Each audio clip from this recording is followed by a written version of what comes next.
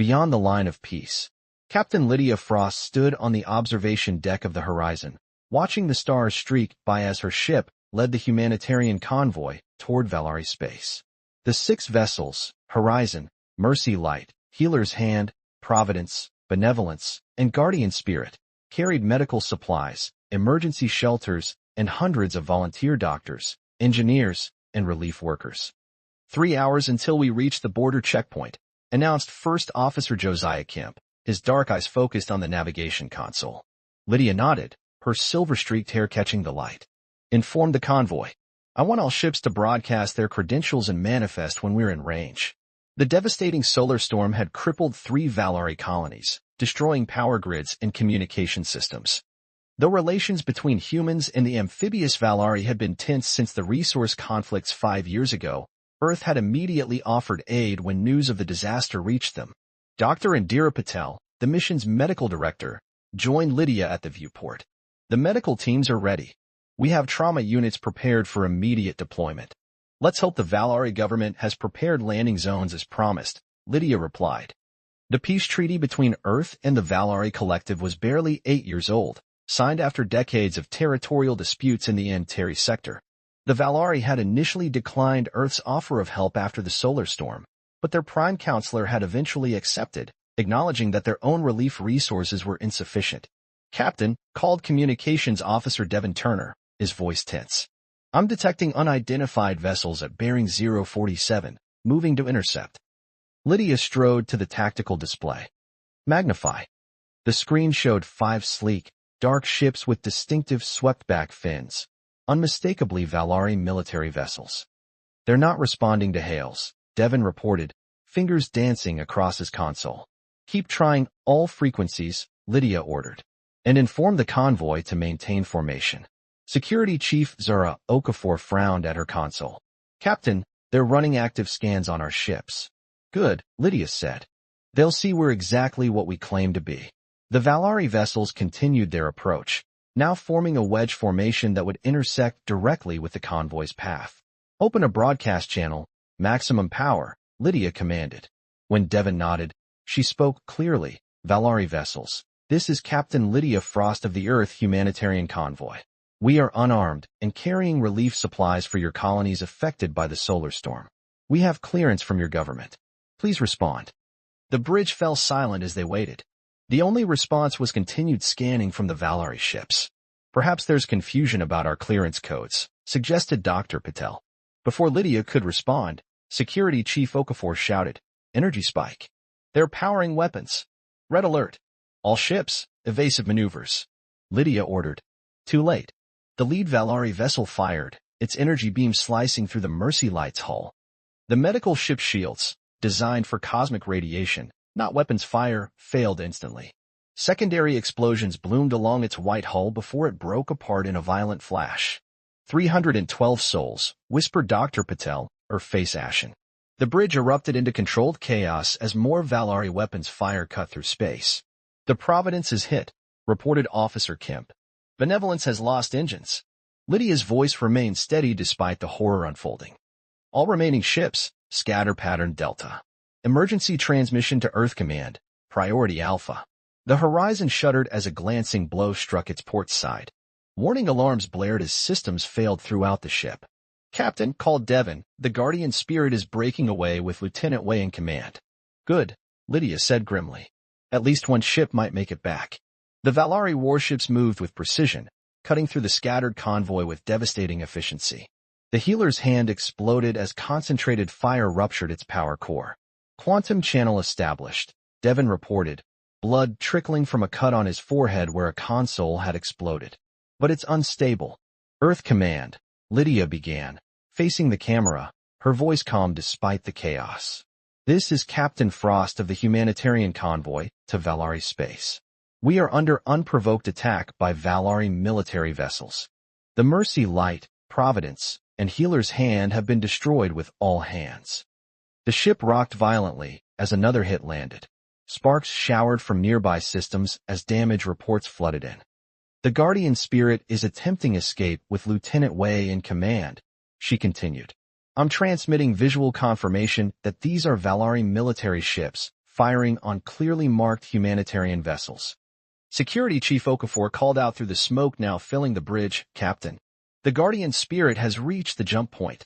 A smile flickered across Lydia's face. "Earth must know what happened here," she said into the camera, as another blast rocked the ship. "This was not a misunderstanding. Our mission was humanitarian. Our ships were unarmed. The Valari knew exactly what they were firing on." The lights flickered as emergency power failed. Lydia stood straighter, her face illuminated by the red emergency lights. "Earth Command, the Valari have shown their true intentions today. They fired on those who came only to help. Remember the crews of the Mercy Light, the Providence, the Healer's Hand, the Benevolence, and the Horizon. Remember us, and ensure this doesn't happen again." As Lydia finished, the ship took a final devastating hit. The deck plates buckled and the air filled with smoke. In the final moments before the transmission cut off, the bridge crew of the Horizon stood at their stations, facing their end with dignity. Aboard the Guardian Spirit, Lieutenant Marcus Way watched in horror as the Horizon erupted in a ball of flame. His small medical ship, engine straining beyond safety parameters, pushed toward the jump point with 2 Valari warships in pursuit. "Jump engines ready," reported his navigator, voice shaking. Way took one last look at the sensor displays showing the remains of the convoy, the shattered hulls of ships that had come only to offer help. "Jump," he ordered, his voice hard with determination. "We need to make it home. Earth needs to know." As the Guardian Spirit vanished into the jump point, Way made a silent promise to the fallen. Their sacrifice would not be forgotten, and the Valari would soon learn the terrible cost of mistaking humanity's compassion for weakness. When mercy burns. Director Talia Novak stood motionless as the recording ended. Captain Frost's final message, her face composed even as her ship disintegrated around her, froze on the massive display in Earth Defense Council's underground chamber. For several long moments, no one spoke. The only sound was the soft hum of environmental systems and someone's stifled sob from the back of the room. "Play it again," Talia ordered, her voice controlled despite the rage building inside her. As the recording replayed, she studied the faces of the gathered counselors. Horror, disbelief, and growing anger reflected in their expressions as they watched the unprovoked destruction of Earth's humanitarian convoy. When it ended a second time, Talia stood. Though barely 5'4", her presence commanded the room. 1,427 dead, she said quietly. Doctors, engineers, relief workers, volunteers who left their families to help strangers in need. Lieutenant Marcus Way sat at attention beside her, his uniform still bearing the medical insignia of the convoy. Dark circles under his eyes testified to the nightmarish journey he'd made, bringing the Guardian Spirit and its wounded crew home with the devastating news. "This was not a mistake," Talia continued. "This was a deliberate act. The Valari scanned our ships before opening fire. They knew exactly what they were targeting." Council member Huang raised his hand. "Could this be a response to some perceived threat? Perhaps a rogue Valari commander?" Way's voice cut through the chamber, sharp with grief. "Sir, with respect, they knew what they were shooting at. The Mercy Light had its medical bays visible through observation ports. They could literally see the medical teams inside." General Octavia Rivera stood, activating a holographic display in the center of the room. "Intelligence has confirmed that these were Valari military vessels operating under Central Command. We've intercepted communications indicating this was planned, not a rogue action." The display shifted to show the current positions of Earth's defense forces. "For too long," Talia said, "we've allowed other species to mistake our preference for peace as weakness. We've limited our visible military to defensive operations. We've kept our most advanced technologies classified to avoid appearing threatening." She looked around the chamber, meeting each council member's eyes. "That ends today." General Rivera expanded the hologram, revealing a hidden fleet stationed in the outer solar system. "The Sentinel fleet remains unknown to the wider galaxy," Rivera explained. 117 ships with technology at least 3 generations beyond what we've publicly acknowledged. They can deploy in 48 hours. Colonel Darius Vega stepped forward. With his imposing height and the distinctive scar running from temple to jaw, he embodied Earth's military might. "We've maintained the appearance of having limited strike capabilities," he said. "But our actual strength is 5 times what is publicly known. Special operations teams have been training for deployment in Valari environments for years, just in case." Talia nodded. "I'm activating the Protector Protocol, effective immediately." The council members murmured among themselves. The protocol had been written decades ago but never implemented. It authorized Earth's full military response against any force that deliberately targeted humanitarian operations. This isn't about revenge, Talia said, though her eyes suggested otherwise. This is about establishing a principle that will never be violated again. Earth's mercy missions are untouchable. The vote that followed was unanimous. The first time in 17 years the Earth Defense Council had agreed without a single dissenting voice. 3 days later, Lieutenant Wei stood on the bridge of the Retribution, the massive command ship of the Sentinel fleet. His medical uniform had been replaced with combat gear, the caduceus symbol now accompanied by a targeting reticle, mercy armed with purpose. "You understand what we're asking of you?" Colonel Vega asked, standing beside him. "Yes, sir. You want me to serve as tactical advisor. I witnessed their attack patterns firsthand." "Not just that," Vega replied. "The soldiers need to see you. You're the survivor, the witness. Your presence reminds them why we're fighting." The massive view screen showed hundreds of ships assembling in formation, the revealed might of humanity's true military capability. Ships rose from hidden bases on Earth, Luna, and Mars, joining the fleet already assembled in orbit. "All ships report ready, Colonel," announced the tactical officer. Wei studied the fleet with cold satisfaction. What he had seen in the crew's eyes, determination mixed with righteous anger, had changed to something focused and resolute.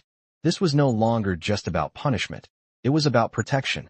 The Earth fleet dropped out of FTL at the edge of the Nix system, home to the Valari's primary military installation. 40 ships formed a perfect attack wedge with the Retribution at its center. "Valari defense grid is activating," reported Lieutenant Amara Osei, tactical officer. "They've detected us." Vega nodded calmly. "Right on schedule. Open fleet-wide communication." When the channel opened, his voice carried across the entire fleet. "This is Colonel Vega of the United Earth Fleet. Remember why we're here. Remember who we're fighting for. Clean strikes, minimal civilian casualties. We are not them."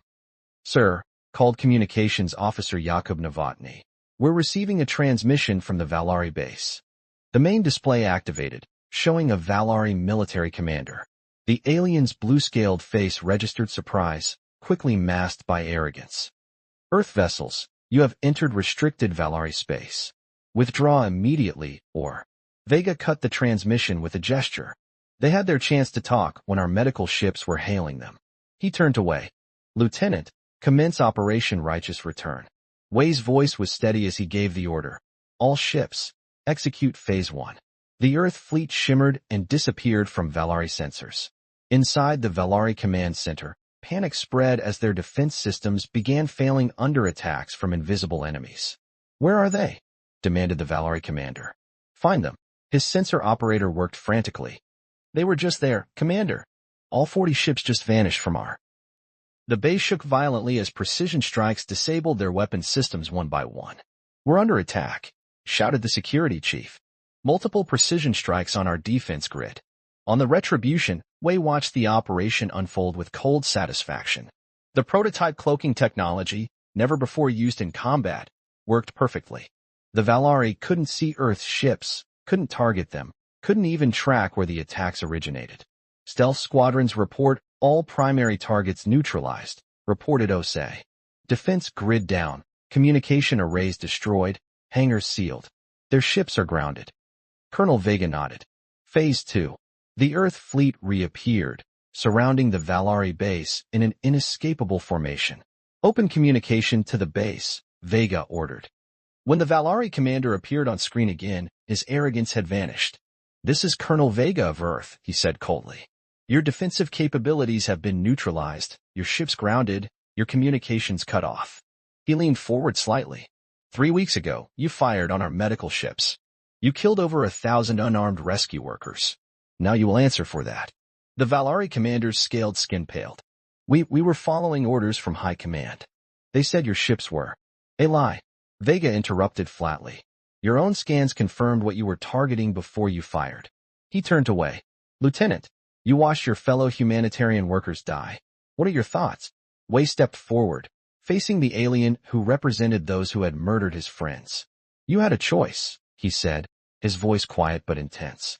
"Every soldier has a choice when given an immoral order. You chose to fire on doctors and relief workers. Now we have made our choice." As Wei's special operations team moved through the captured Valari base, downloading data from their systems, they discovered something that chilled their blood. Detailed attack plans for 3 Earth colony worlds, with civilian populations specifically marked as targets. They were planning to attack our colonies, Wei reported to Colonel Vega, his voice hollow with shock. The Convoy massacre wasn't their only target, it was just the first. Vega studied the evidence. They wanted to test our response with the Convoy attack. They were measuring how quickly and strongly we would react before launching their main offensive. Wei looked up from the display. If we hadn't come with overwhelming force, millions of civilians would have died, Vega finished grimly. He turned to Communications Officer Novotny. Send this intelligence to Earth immediately and prepare a fleet-wide broadcast. When all ships were connected, Vega addressed his forces. What we've discovered confirms that our mission is not just about justice for our fallen. It's about preventing an even greater tragedy. The Valari were planning widespread attacks against our civilian colonies. He paused, letting the information sink in. We will proceed with the original operation plan, but with increased urgency. The next target is their shipyard at Taurus Station. We leave in 6 hours. As Earth's forces regrouped, Wei thought about Captain Frost and the medical teams who had died while trying to help. He remembered her final words, "Remember us, and ensure this doesn't happen again." The message Earth was sending was clear. Humanity would not just avenge its dead, it would ensure such an attack could never happen again. Those who mistook compassion for weakness would learn that humanity's capacity for mercy was matched only by its capacity for righteous fury when that mercy was betrayed.